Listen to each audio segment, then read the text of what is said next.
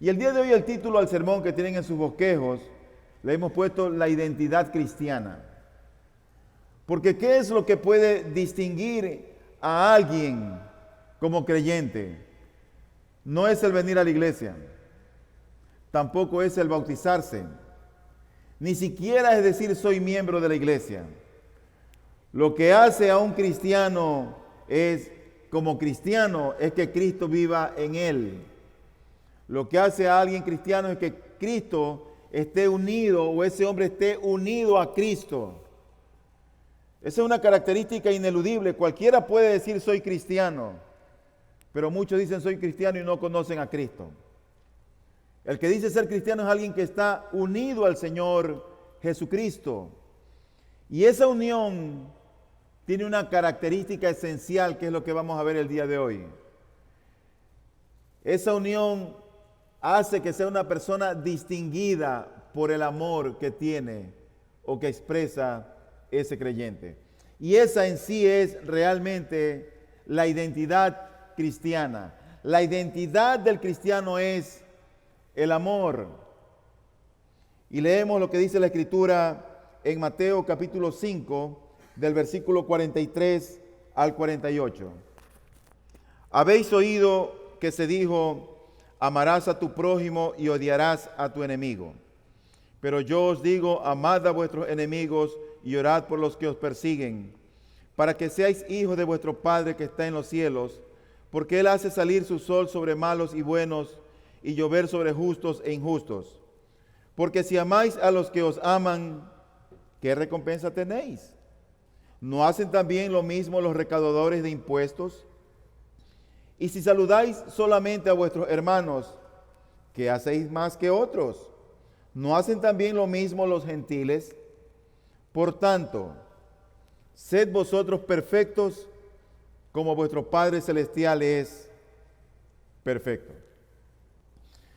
Para entender el pasaje de hoy de Mateo 5, 43 al 48, tenemos que analizar versículo por versículo para dar la correcta interpretación a lo que la Biblia menciona en este texto.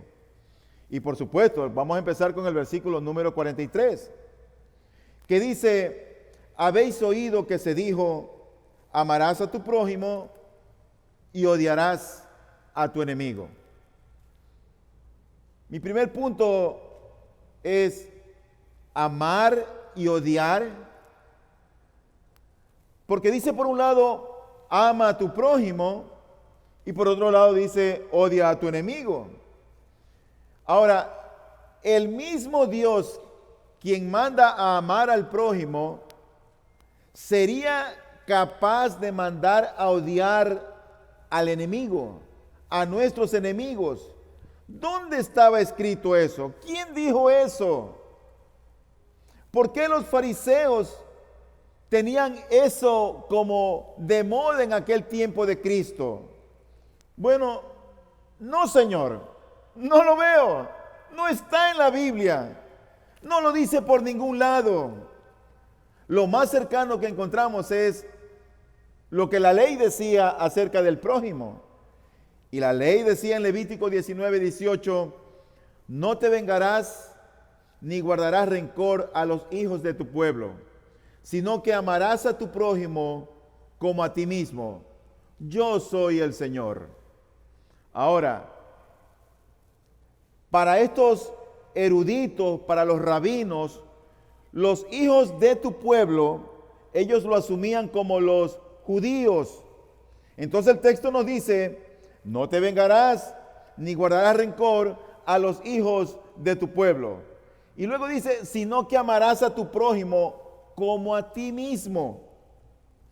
Aquí hay 4 cosas que yo deseo compartir en base a este versículo. En primer lugar, quiero hablar acerca de la distorsión que los rabinos y los eruditos de aquel entonces habían entendido con este pasaje, con el pasaje de la ley, con el pasaje de Levítico. Lo que decían los rabinos era una completa desorientación de la ley. Ellos racionalizaron. La distorsión consistía en que para ellos su prójimo era el judío, su pariente, su paisano, la gente de la misma raza o de la misma religión.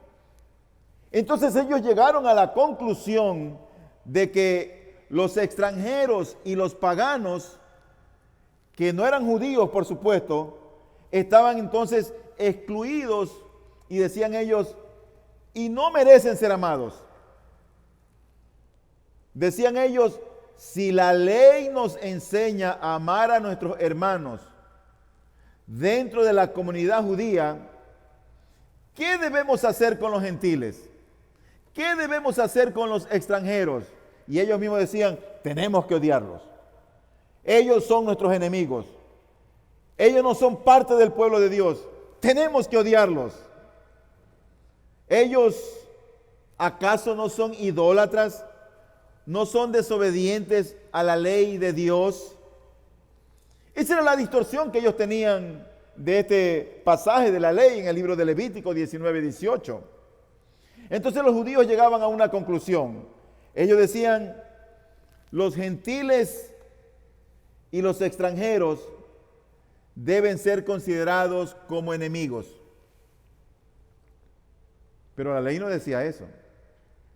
Y en segundo lugar decían ellos, la actitud correcta de nosotros los judíos hacia los paganos y los gentiles es el odio. Eso decían ellos. Pero ¿qué decía la Biblia? Eso es lo importante. ¿Qué es lo que dice la Escritura? Bueno, la Biblia nunca manda a odiar al enemigo. Al contrario, la ley exigía amar al extranjero. Dice la Escritura en Deuteronomio 10, 17 al 19, porque el Señor vuestro Dios es Dios de dioses y Señor de señores, Dios grande, poderoso y temible, que no hace acepción de personas ni acepta soborno.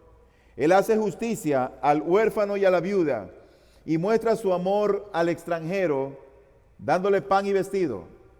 Mostrad pues amor al extranjero, porque vosotros fuisteis extranjeros en la tierra de Egipto.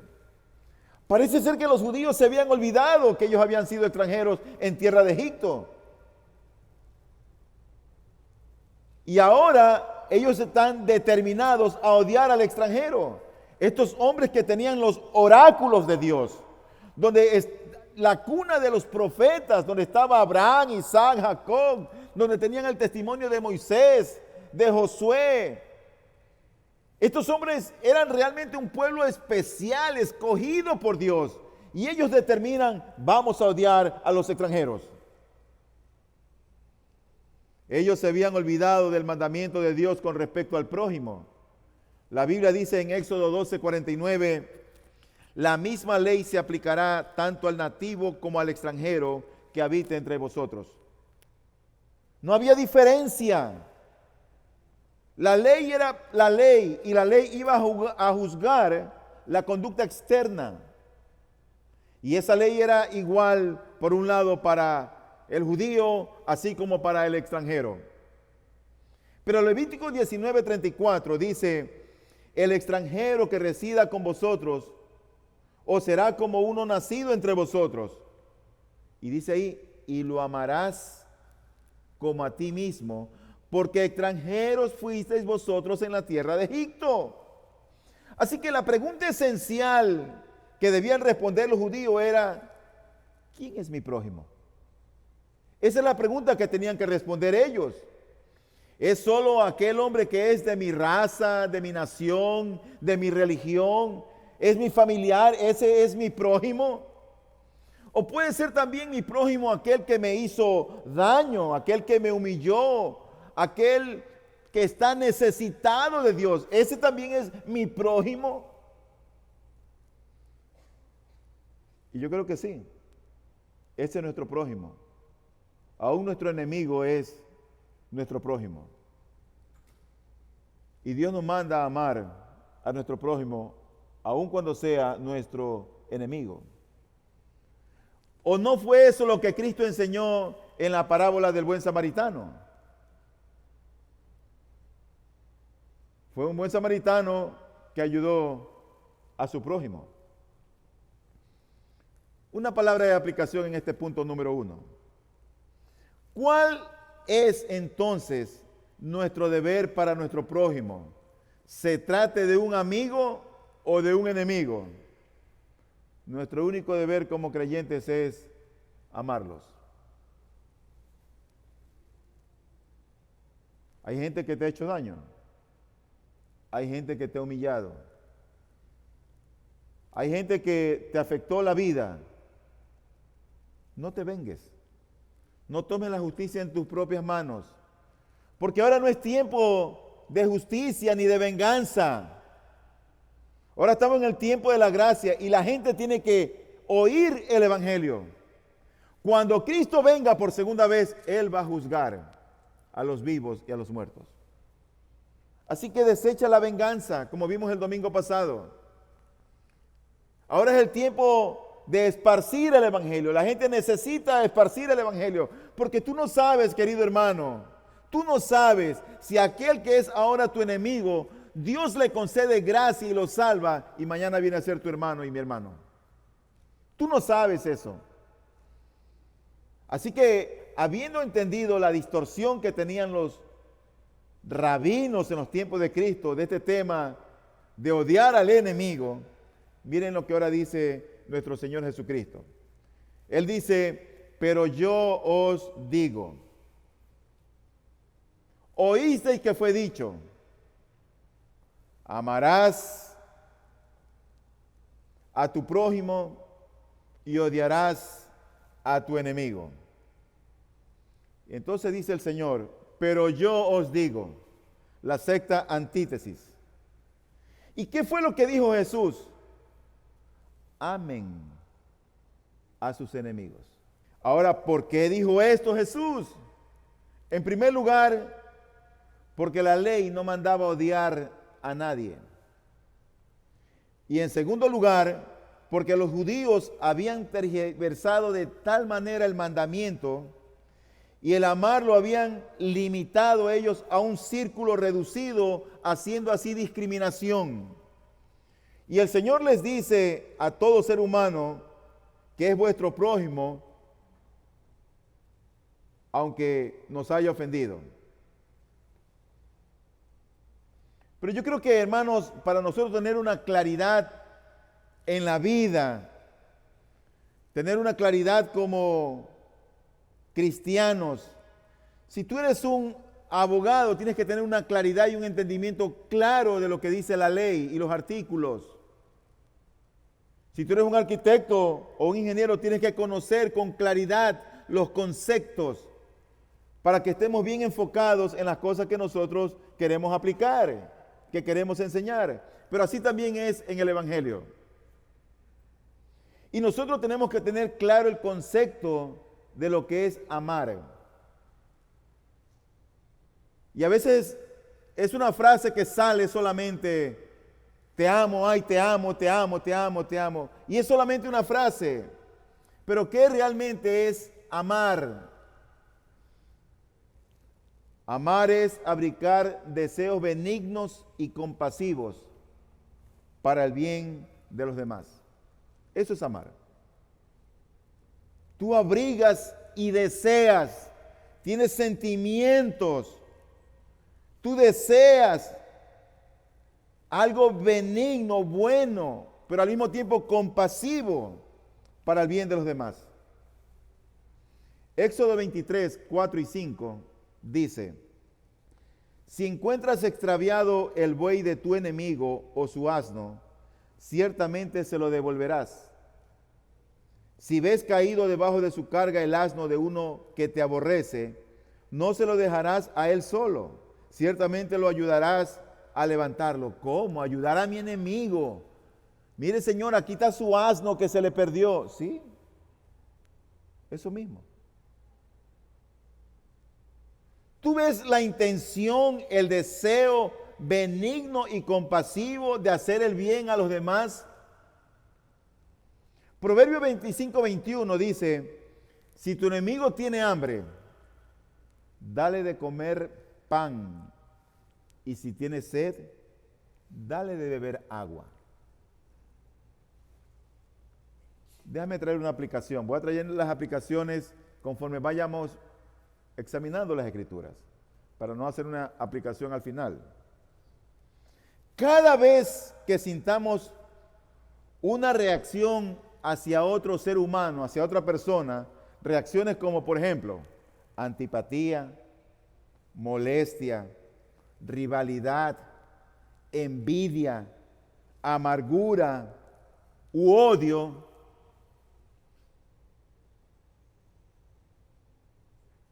¿han sentido eso alguna vez? ¿O no?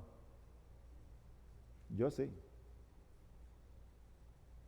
Pero cada vez que sintamos eso, ¿sabes lo que tenemos que hacer?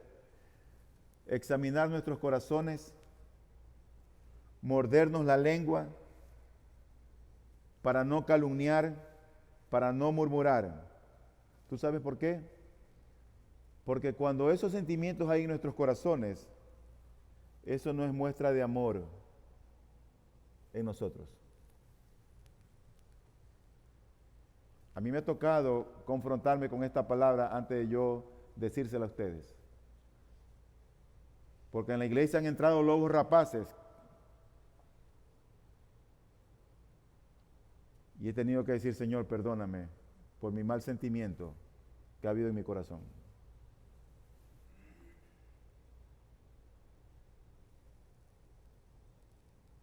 Pero ¿qué es lo que dice la Biblia con respecto al amor? ¿Cuál es la manera práctica de amar? Ah, sí, pastor, yo deseo cosas buenas para el hermano, que le vaya bien. Sí, pero ¿cuál es la manera práctica de amar? Hay un pasaje paralelo a este texto que hemos leído de Mateo 5:44, que está en Lucas 6, 27 y 28.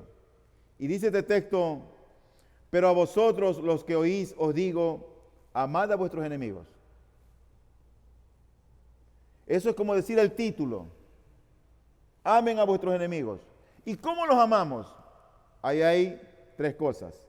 Número 1, háganle el bien a los que los aborrecen. Número 2, bendigan a los que los maldicen. Y número 3, oren por aquellos que los vituperen. Mi hermano, si tú realmente dices amar a alguien y ese alguien es tu enemigo, la manera práctica de amarlo es con estas tres cosas. ¿Qué quiere decir la Biblia cuando dice, haced bien a los que os aborrecen? Bueno, nosotros no somos realmente la monedita de oro para caerle bien a todo el mundo. A veces caemos mal a las personas. Y eso se puede ver a veces por nuestro testimonio, por nuestra rectitud, o a veces es una cuestión de química. Así dicen los psicólogos. No sé si sea eso cierto o no. Pero aunque nosotros caigamos mal a otra persona, y a veces nosotros sabemos que como que no tenemos mucha entrada con alguien, debemos de responder con amabilidad y cortesía. Aunque sepamos que nosotros no somos la monedita de oro para fulanito o sutanito. Romanos 12, 17 y 21 dice, nunca paguéis a nadie mal por mal. Respetad lo bueno delante de todos los hombres. No seas vencido por el mal, 21, sino vence con el bien el mal. Por eso es que dice la Escritura, haced bien a los que os aborrecen. Alguien te tiene fastidio, alguien te aborrece, hazle bien. ¿Cuál es la tendencia normal? A no dejarnos, a confrontarnos, a gritar. Esa es la tendencia normal nuestra. Pero mismo Lucas 6:27 dice luego, el versículo 28 dice, bendecid a los que os maldicen. ¿Cómo podemos nosotros bendecir, decirle un bien a aquella persona que te ha humillado, que te ha ofendido, que te ha afrentado? ¿Cómo poderle bendecir? ¿Cómo? Sinceramente no es fácil. Yo tengo que reconocerlo, no es fácil. Porque la tendencia normal es devolver mal por mal, insulto por insulto. No es fácil, pero no es imposible. No es imposible. Saber devolver bien por mal es, ¿sabe qué? El resultado de lo que Dios ya ha hecho en el corazón del hombre. Si Dios ha obrado en nuestros corazones y nos ha transformado, si nos ha dado de su Espíritu Santo, bueno, no debe ser imposible, porque es Dios quien ha obrado en nuestros corazones. Cristo no nos pide nada para lo cual Él no nos haya capacitado, o nada para lo cual Él no nos haya dejado un ejemplo. Esa obra de transformación, de cambiar esos sentimientos, ese corazón de piedra por un corazón de carne, un corazón que aprenda a perdonar, que aprenda a amar, que aprenda a tolerar. Esa obra ya la empezó en sus hijos, los creyentes. Pero tú has visto aquellas mujeres que no se dejan de su esposo y él dice algo y sale otra vez ella. Son mujeres que están mal en su matrimonio.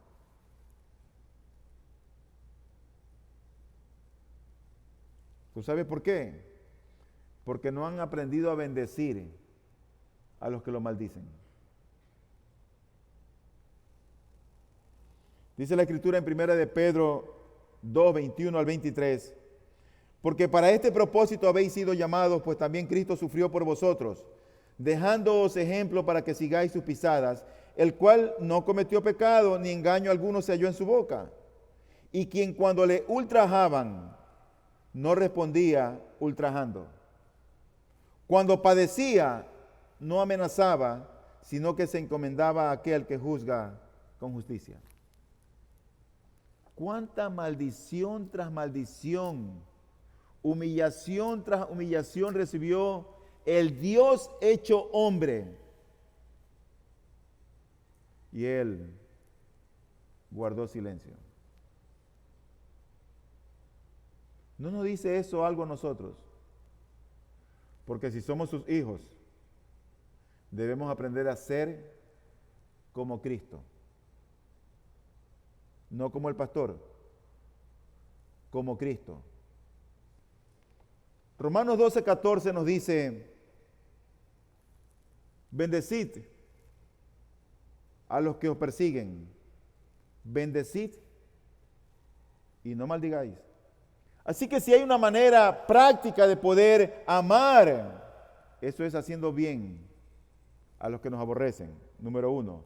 Número 2, es bendiciendo a los que nos maldicen. ¿Sabe lo que es bendecir, no? Es un bien decir. Pero en tercer lugar, una manera práctica de amar a aquellos que son nuestros enemigos o nos han ofendido, es orar por ellos. Orad por ellos. Nadie en esta vida ha sido más vituperado que Cristo. Nadie. Y sin embargo, Él oró por sus enemigos.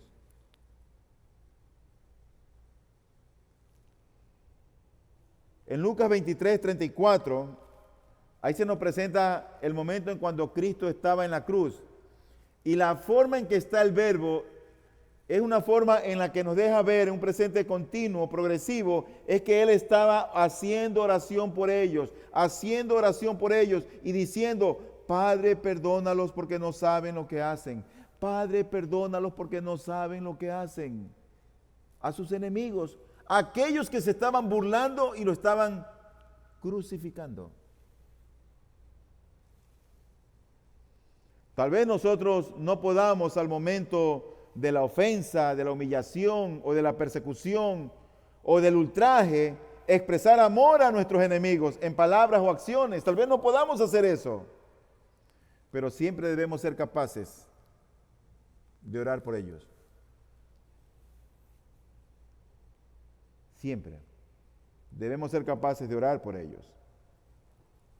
En tercer lugar, versículo número 45. Parece muy fácil decir lo que hasta ahora el Señor ha dicho. Habéis oído que se dijo, amarás a tu prójimo y odiarás a tu enemigo, pero yo os digo, amad a vuestros enemigos y orad por los que os persiguen. Pero cuando llegamos al versículo número 45, allí lo que vemos ya es el ejemplo del Padre. El ejemplo de Dios Padre. Y Él dice allí, para que seáis hijos de vuestro Padre que está en los cielos, porque Él hace salir su sol sobre malos y buenos y llover sobre justos e injustos. El ejemplo de Dios Padre. ¿Cómo podemos analizar este texto? Bueno, lo primero que deberíamos decir es que todo hijo de Dios imita a su padre porque ya es hijo. No para llegar a ser hijo. No es que yo voy a imitar a Dios porque quiero ser hijo de Dios. No, porque ya somos hijos de Dios primero, es que imitamos a nuestro Padre. ¿Y qué es lo que hace Dios Padre? Bueno, lo que describe en este texto no es obra de la casualidad, ni de la naturaleza, ni del cosmos. Porque dice el texto con toda claridad, el versículo 45, para que seáis hijos de vuestro Padre que está en los cielos, y oiga esto, porque Él hace salir. Él es el que hace salir el sol sobre malos y buenos, y Él es el que hace llover sobre justos e injustos. No es que es obra de la casualidad, que no, que ya viene el día, ya viene la noche. No es obra de la casualidad, no es obra de la naturaleza. Para el creyente, el sol, la lluvia, las estaciones, es obra de la providencia de Dios. Y agradecemos. Para el impío, es una obra de la naturaleza y es ingrato. No lo reconoce que viene de parte de Dios. En resumen, en este versículo 45. Hasta ahora nosotros hemos visto que Dios nos manda a amar, no a odiar. Pero también Él nos manda a perdonar y no a vengarnos, porque como dijimos, es tiempo de gracia, es tiempo de salvación, es tiempo de predicar el Evangelio. Cuando Cristo retorne por segunda vez, Él regresará para juicio y se vengará de los que le resistieron, de aquellos que nos hicieron daño. Pero ahora, por ahora debemos aprender a perdonar y amar a nuestro enemigo. ¿Sabes por qué? Porque un día tú y yo fuimos también enemigos de Cristo. Y siendo enemigos de Cristo, Él decidió perdonarnos y darnos salvación. Dice la Escritura en Romanos 5:10, porque si cuando éramos enemigos fuimos reconciliados con Dios por la muerte de su Hijo, mucho más, habiendo sido reconciliados, seremos salvos por su vida.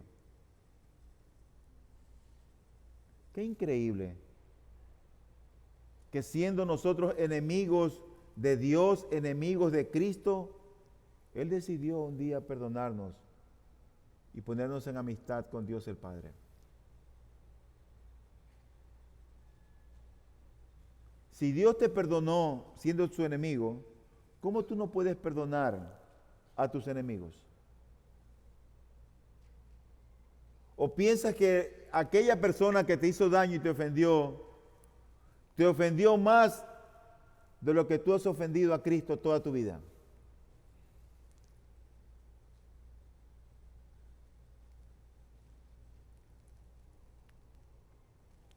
Y así llegamos nosotros a nuestro cuarto punto, al versículo 46 y 47, que es ahora el ejemplo de los publicanos y de los gentiles. Dice la Escritura, porque si amáis a los que os aman, ¿qué recompensa tenéis? ¿No hacen también lo mismo los recaudadores de impuestos? Y si saludáis solamente a vuestros hermanos, ¿qué hacéis más que otros? ¿No hacen también lo mismo los gentiles? Analicemos este texto. En cuanto a la manera de vivir y de relacionarnos, en cuanto a nuestro diario vivir, ¿a quién debemos parecernos?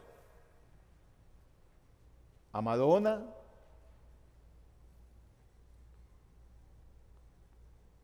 ¿A quién? A nuestro Padre Celestial. La otra opción es que imitemos la actitud de los publicanos y de los gentiles. No hay otra opción. O imitamos a Dios o somos como los publicanos y los gentiles. ¿Qué hacían ellos? Hablemos un poquito de los publicanos, porque el texto nos dice, porque si amáis a los que os aman, ¿qué recompensa tenéis? ¿No hacen también lo mismo los recaudadores de impuestos? Esa palabra recaudadores de impuestos quiere decir también publicanos. Los publicanos eran judíos que trabajaban para Roma. Ponían el tributo o cobraban el impuesto de los judíos. Una parte iba para el bolsillo de ellos y otra parte iba para el imperio de Roma. Estos recaudadores de impuestos o estos hombres que eran conocidos como publicanos se enriquecían a costilla del pueblo y por eso la gente los odiaba. Estos judíos odiaban a estos judíos llamados publicanos. Así que los publicanos, para empezar, no tenían muchos amigos. ¿Quiénes eran amigos de los publicanos? Otros publicanos. ¿Quiénes más eran amigos de los publicanos? La esposa del otro publicano, el hijo del otro publicano, la familia de los publicanos. Entonces, entre los publicanos siempre se saludaban. Nadie en el pueblo los saludaba, pero se saludaban entre los publicanos. Entonces, ellos apreciaban solamente a los que los apreciaban. Nada más. Y así somos nosotros a veces. A veces saludamos solamente a los que nos aprecian o nosotros apreciamos. Así hacían los publicanos. ¿Pero qué de los gentiles? Bueno, los gentiles no eran judíos, eran los extranjeros. Estas personas, como no tenían los oráculos de Dios, no conocían de la ley, estos eran ignorantes y alejados de la ley de Dios. Y como eran ajenos a la raza y la religión judía, los gentiles solamente saludaban a los gentiles.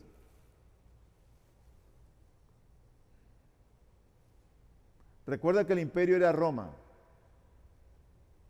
Entonces los judíos saludaban a otros judíos, pero no saludaban a los gentiles. Y la pregunta de Jesús es, ante estos eruditos, ¿qué recompensa tenéis? ¿Qué están haciendo ustedes más que los demás? ¿Qué están haciendo ustedes más que otros? Por eso es que dice el versículo número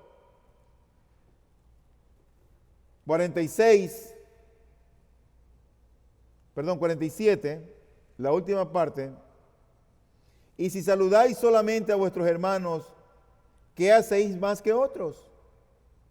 ¿No hacen también lo mismo los gentiles? El versículo 46 dice, porque si amáis a los que os aman, ¿qué recompensa tenéis?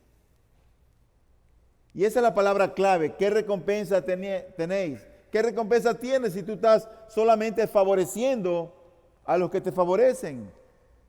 Si tú solamente estás haciendo acepción de personas, tú estás cerrando el círculo.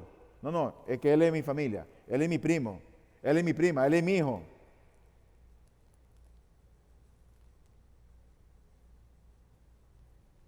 Pero debemos amar sin distingo de raza, de credo o religión. Y el Señor le pregunta, ¿qué recompensa tienes? Y parece ser que el Señor estaba pensando en Proverbios. Proverbios 25, 21 y 22, que dice, si tu enemigo tiene hambre, dale de comer pan. Y si tiene sed, dale de beber agua. Oye esto, porque así amontonarás brasas sobre su cabeza y el Señor, óyeme bien, el Señor te recompensará.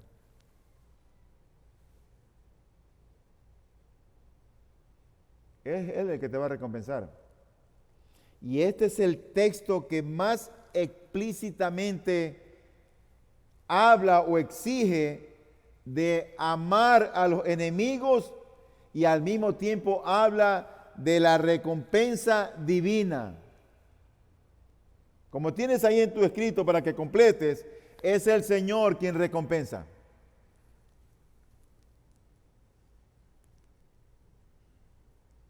Es Él el que te va a recompensar.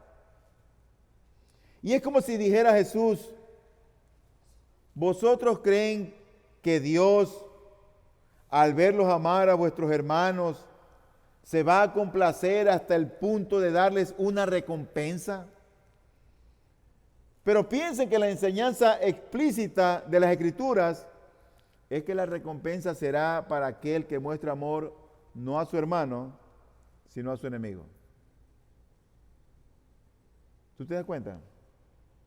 La recompensa no es si tú estás mostrando amor para los que te muestran amor, para los que te caen bien. La recompensa divina es cuando tú muestras amor para con tu enemigo. Proverbios 25, 21. Lo dice con toda claridad. Y el Señor te recompensará. Porque así amontonarás brasas sobre su cabeza y el Señor te recompensará. Y está hablando del enemigo. Así que uno se pregunta, ¿qué estamos haciendo más que los no creyentes? Aquí viene a la iglesia mucha gente que está sentada al día de hoy que no conoce a Cristo. Bueno, no saben de lo que se están perdiendo. Porque cuando Cristo viene al corazón del creyente, le da un sentido a nuestra vida. Le encontramos la razón por qué vivir. Y es más, en medio de los problemas que tenemos en esta vida, tenemos esperanza. Esa es la diferencia con el impío. Pero en términos prácticos, ¿qué estamos haciendo más que los que no creen en Cristo? ¿O nos conducimos iguales que ellos? ¿Te das cuenta por qué el cristianismo es cristianismo? La identidad cristiana es el amor. Y el amor aún a nuestros enemigos. Dios no está tratando de esconder que el enemigo es enemigo, que el enemigo ha hecho malo, que es un perverso y un cruel. Dios no está tratando de ocultar eso. ¿Sabe lo que Dios está protegiendo? Nuestro corazón. Cuidado, alberga en tu corazón una raíz que te está contaminando y haciendo daño. Porque hay personas que tienen en sus mentes y están recordando lo malo que le hicieron cuando eran niños, cuando eran jóvenes, cuando eran adultos. Ya tienen como 70, 60 años y siguen recordando aquello. Y así crecen toda la vida. Lo que Dios está guardando, cuidando, lo que Dios quiere es que tengamos vidas cristianas sanas a la luz del Evangelio. Finalmente, llegamos al versículo número 48. Dice el texto, por tanto, sed vosotros perfectos como vuestro Padre Celestial es perfecto. Y ahí puedes completar, hijos tan perfectos como el Padre. Y este pasaje uno lo puede considerar como que es parte de este contexto que hemos estudiado, es decir, del 43 al 47, de lo que hemos leído el día de hoy. Pero también uno lo puede considerar que es parte de las 6 antítesis que están antes del pasaje, cuando empieza en el versículo 21 y termina en el versículo 47. Otra asunción que podemos tener es que es una culminación de la primera parte del Sermón del Monte, que empieza en el versículo 3 del capítulo 5. Pero sea como sea que se refiera a esta parte o a las 6 antítesis o a todo, hermano, mucho va a depender de lo que nosotros entendamos con este pasaje. Y esto es una aplicación del sermón de Cristo, que realmente yo pienso que empieza en el versículo 3 y termina en el versículo 47. Creo que no solamente esto que dice el Señor aquí, por tanto, sed vosotros perfectos como vuestro Padre Celestial es perfecto, no creo que solamente se esté limitando a partir de lo que dice el versículo 43, sino desde el versículo 3. Es como un resumen que él hace. Y Cristo aquí ha expuesto las cualidades, desde Mateo 5:3 en adelante, las cualidades del carácter que todos los discípulos debemos de tener. Eso significa el respeto que debemos de tener a la ley de Dios, y Él enseñó también la interpretación correcta de la misma. Pero ahora el Señor les exige a ellos la perfección en todas las áreas. Los fariseos se quedaban cortos debido a su acostumbrada práctica y justicia que tenían. Ellos decían, pero no hacían. Decían, pero no hacían. ¿Por qué se quedaban cortos? Bueno, porque la ley juzga o legisla los actos externos, mientras que lo que demanda Cristo, ¿sabes a dónde llega? A las profundidades de nuestro ser. No solamente a la apariencia externa. Oíste que fue dicho, no matarás, pero yo os digo, cualquiera que se enoje, el matar se ve, pero el enojo a veces no se lo ve. La enseñanza de Cristo es más profunda. Y Dios pide justicia, ¿sabes dónde? En lo íntimo. Exige Él perfección. Dice la Escritura en Deuteronomio 18:13. Y aquí vamos a ver en primer lugar que siempre fue la intención de Dios de que su pueblo fuera perfecto. Y ya vamos a ver esta palabra perfecto, porque uno dice perfecto solo es Dios, pero vamos a ver de qué se trata. La intención del Señor fue que siempre su pueblo fuera perfecto. Deuteronomio 18:13 dice, perfecto serás delante de Jehová tu Dios. ¿Cómo? Señor, tú me enseñas a mí perfección, demandas de mí perfección. Bueno, pero resulta que este concepto de la perfección no es sino otra manera de hablar de la santidad. Es decir, cuando la Biblia habla de perfección, se refiere a santidad, y eso tiene que ver con cierto estilo de vida que los cristianos tenemos, no de algo menos. Por ejemplo, dice la Biblia en Levítico 11:44, porque yo soy el Señor vuestro Dios, por tanto consagraos y sed santos, porque yo soy santo. No os contaminéis pues con ningún animal que se arrastra sobre la tierra. Dios es un Dios santo. En aquel entonces Él se mostraba como un Dios santo y Él quería que su pueblo tuviera un estilo de vida diferente a los demás. Incluso en el comer, en la manera de vestirse, en la manera de actuar, en la manera de juzgar.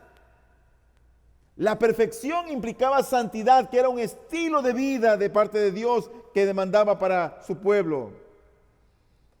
Y Cristo, al pronunciar estas palabras, cuando Él dice, por tanto, sed vosotros perfectos, como vuestro Padre Celestial es perfecto, solo está haciendo eco de estos textos que están en el Antiguo Testamento. Él está hablando aquí de la perfección en nuestra manera de vivir. No está hablando de un concepto adecuado de la justicia. Porque ¿quién puede ser perfecto en este mundo o en esta vida? Y así lo entendieron los apóstoles. Que era en cuanto al estilo de vida que tenían que ser perfectos. Por ejemplo, dice la Escritura en 1 de Pedro 1, 15 y 16, sino que así como aquel que os llamó es santo, así también sed vosotros santos en toda vuestra manera de vivir. Porque escrito está, sed santos, porque yo soy santo. Él está enseñando acerca de la distinción característica del cristiano, que es el amor y el amar a nuestros enemigos. Y él termina, sed vosotros perfectos como vuestro Padre Celestial es perfecto. Y él dice, sed vosotros perfectos. Sed vosotros perfectos. Se trata de lo que los discípulos son y serán. No de la doctrina ética que enseñan. Sed vosotros perfectos. Eso era lo que ellos eran. Eso es lo que llegarían a ser. Pero la razón dada por la que debemos ser perfectos, ¿tú sabes por qué es? Es porque nuestro Padre Celestial es perfecto. Así como Él es santo, nosotros debemos de ser santos. Así que, si queremos entrar en el reino de los cielos, nosotros debemos de saber que allí está el Padre. Y el Padre es perfecto. Por lo tanto, todo lo que entra al reino de los cielos ha de ser perfecto como Él es perfecto. La entrada en el reino de los cielos no es para personas que tienen un correcto conocimiento doctrinal y ético, sino para los que viven en perfecta santidad. Ese concepto de la santidad no es muy popular el día de hoy, porque las iglesias están plagadas de mundanalidad. La vida de los cristianos fuera de la iglesia está plagada de mundanalidad. Las redes sociales, Hollywood, la música, los atractivos de este mundo han seducido al hombre, han seducido a la mujer. Entonces, cuando uno oye esto de santidad, ¿sabe lo que resulta a nuestro oído? Como que molesta, como que rechina. Pero estamos hablando de un Dios que es santo, nada más ni nada menos. No es un Dios conforme a tu imaginación, es un Dios conforme lo dice la palabra del Señor. En otras palabras, el reino de los cielos completa no es para gente buena, sino solo para gente perfecta. Podemos ser relativamente buenos y considerarnos, yo diría que hasta menos malos que los vecinos. ¿Y qué? ¿Y qué pasa si tú eres menos malo que el vecino de al frente, que es un verdugo y un cruel, que maltrata a su esposa? ¿Y qué con eso? Si tú eres una madre ejemplar que te preocupa por tus hijos, ¿acaso eso va a satisfacer las exigencias de Dios? Podemos alcanzar, yo diría que un grado alto de civismo, de cultura, de educación, de amabilidad, de generosidad, de abnegación o rectitud, que hasta traiga la admiración de nuestros vecinos. ¿Y qué? Con esa manera de ser, tal vez uno piensa que va a satisfacer las demandas de Dios. No, no te engañes, mi hermano. Lo único que puede capacitarnos para entrar en el reino es que seamos perfectos. ¿Sabes qué? Perfectos en santidad, en rectitud, en amor, en verdad y en justicia. ¿Puedes completar eso? Perfectos en santidad, rectitud, amor, verdad y justicia. Todo lo que sea menos que esto significaría que nuestra presencia en el reino lo haría inmundo. Si tú no tienes esas características, no estás apto para el reino de los cielos. Ahora yo me pregunto, mi hermano, siendo como somos, ¿cómo es que Dios puede pedirnos perfección? Siendo débiles, insensatos, egoístas, orgullosos. ¿Cómo es que Dios nos pide perfección? ¿Sabe por qué nos la pide?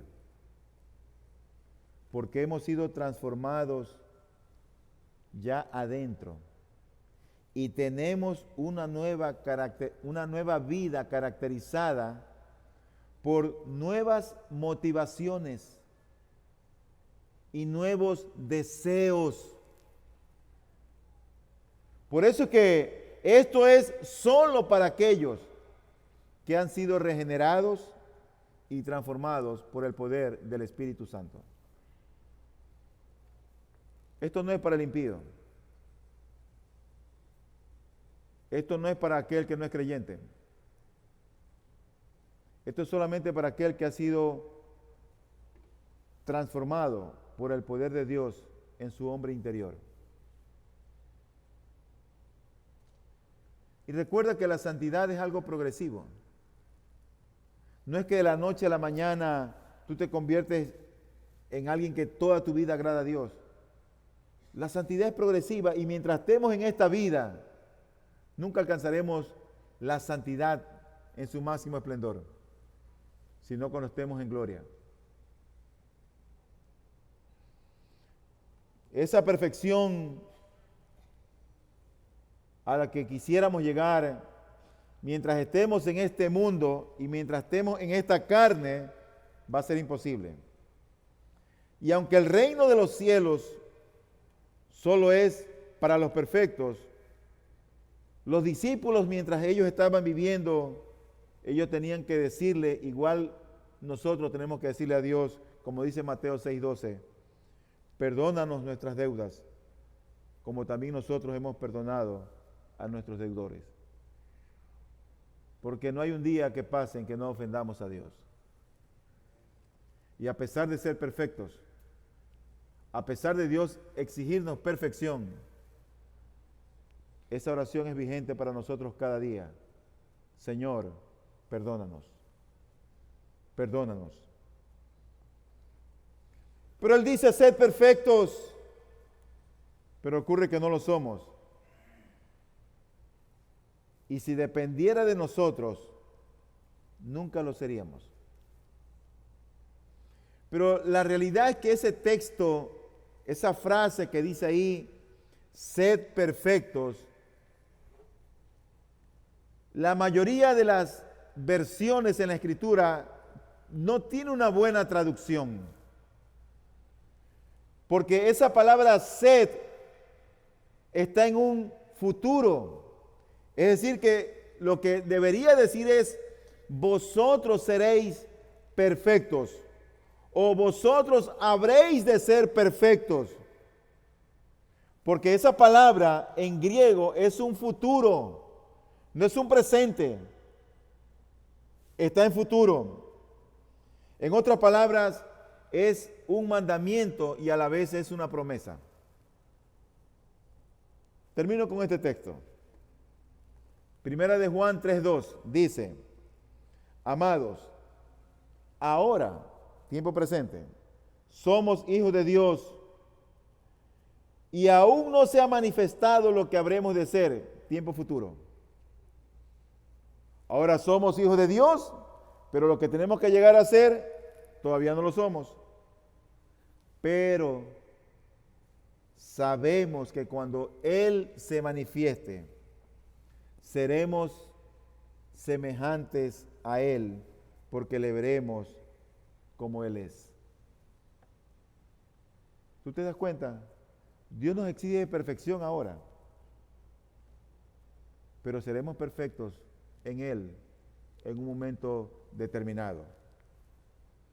Una palabra de aplicación.